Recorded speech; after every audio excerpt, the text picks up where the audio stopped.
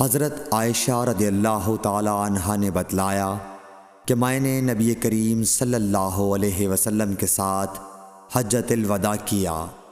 میں تمتع کرنے والوں میں تھی اور ہدی یعنی قربانی کا جانور اپنے ساتھ نہیں لے گئی تھی۔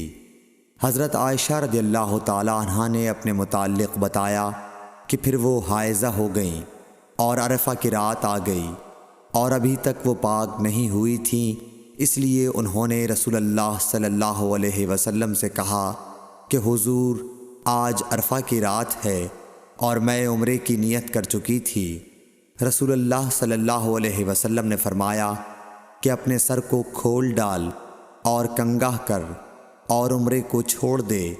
میں نے ایسا ہی کیا، پھر میں نے حج پورا کر لیا اور لیلۃ الحصبہ میں عبد الرحمن بن ابو بکر کو حضور صلی اللہ علیہ وسلم نے حکم دیا، وہ مجھے اس عمرے کے بدلے میں جس کی نیت میں نے کی تھی تنعیم سے دوسرا عمرہ کرا لائے۔ صحیح بخاری حدیث نمبر 316۔